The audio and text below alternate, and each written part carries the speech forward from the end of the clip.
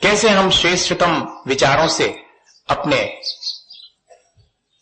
जीवन को पतित कर लेते हैं। श्रेष्ठतम विचारों से भी हम अपने जीवन को पतित कर लेते हैं, निम्नतम विचारों से तो करते ही हैं।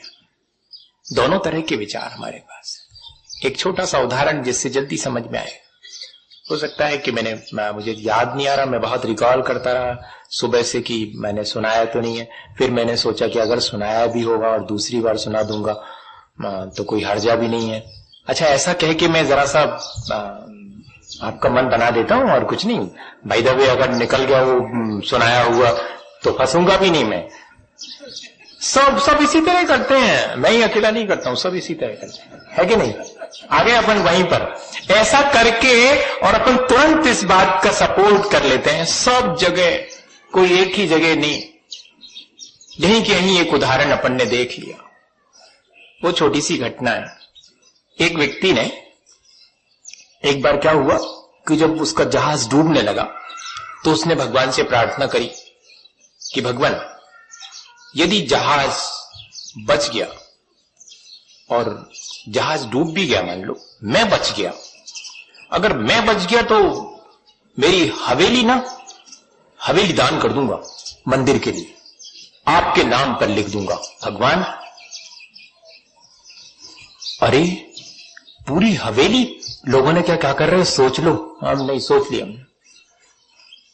अब उधर मरने वाले हैं, डूब ही जाएंगे, मर जाएंगे, तो हवेली तो डूब ही गई समझ लो। तो ईश्वर से प्रार्थना करने में क्या दिक्कत है? देखो मजा। हाँ, ईश्वर से भी उन्हीं क्षणों में प्रार्थना कर रहा है जबकि कहीं कोई आसार नहीं है। लेकिन कई बार ऐसा होता है कि शायद हमारी परीक्षा इन्हीं क्षणों में होती है और जहाज तो डूब गया लेकिन वो व्यक्ति बच गया। व्यक्ति जैसे ही बचा, और इतनी नहीं, जितने जहाज के लोग थे वे भी बच गए, जिनने ये कहते सुना था कि हवेली बच जाने पर ईश्वर को दान कर दूंगा, उन्होंने घेर लिया कि करो, कह तो रहे थे, बच गए, अब करेंगे, इतनी जल्दी क्या है। अब बदल गया मन, अब करेंगे, इतनी जल्दी क्या है। वकील से सलाह लेंगे फिर करेंगे। हाँ, वकील से सलाह लेंगे। और वाकई में उसने वकील से सलाह ली, क्या करना चाहिए। उसने धीरे से उसके कान में, वकील वगैरह बुरा नहीं माने, वो ऐसी खोटी सलाह देते हैं, मैं ऐसा नहीं कह रहा हूं, वो तो अच्छी सलाह देते होंगे। फिर जयपुर वाले वकील तो और अच्छी सलाह देते होंगे, ऐसा कैसे हो सकता है।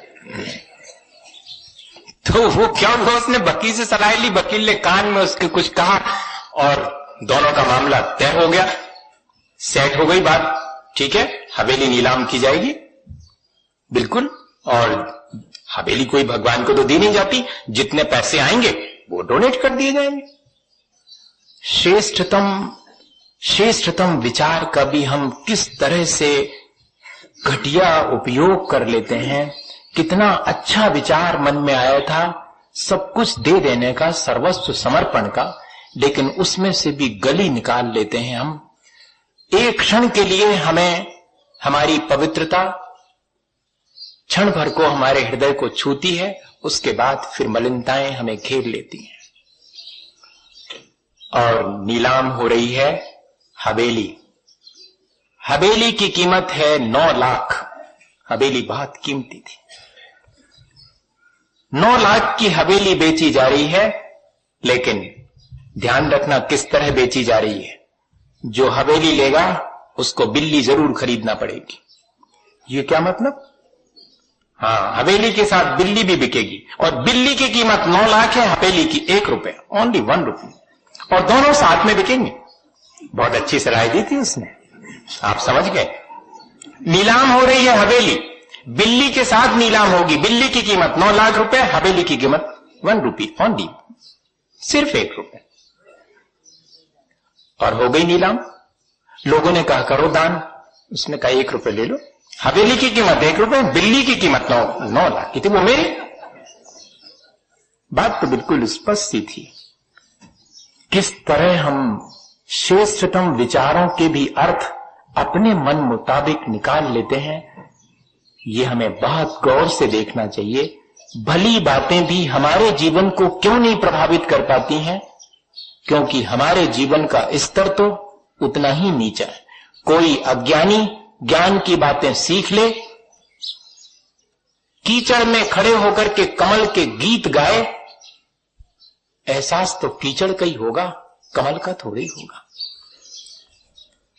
सिर्फ माथे में श्रेष्ठतम विचार अगर रखे हैं और जीवन तो निम्न स्तर पर ही जी रहे हैं, तो मानिएगा वे श्रेष्ठतम विचार हमारे जीवन को कोई परिवर्तित नहीं कर पाएंगे। कल किसी ने मेरे से दोपहर में पूछा था कि पहले उपदेशक बहुत कम थे, आज चौराहे चौराहे पर उपदेश देने वाले लोग हैं, साधु सज्जन पुरुष हैं, लेकिन इसके बावजूद भी उतना इफेक्ट क्यों नहीं है, उतना प्रभाव क्यों नहीं है? एक ही जवाब था मेरे पास, अभी भी है। कथनी और करनी में इतना अधिक हमारे डिफरेंस हो गया है। जीते हम किसी और स्तर पर हैं, सोच हमारा जरूर बहुत ऊंचा हो सकता है। भैया, सोच ऊंचा हो तो हमें अपने जीवन के स्तर को भी ऊंचे ही बनाने के लिए प्रयत्न करना चाहिए। अब हम देखें कि हम निम्नतम सोच तो नहीं रखेंगे, उच्चतम सोच में से भी निम्नतम अर्थ नहीं निकालेंगे, और इतना ही नहीं, ऊंचे सोच को मस्तिष्क तक सीमित नहीं रखेंगे, उसे आचरण में तब्दील करने का प्रयत्न भी करेंगे।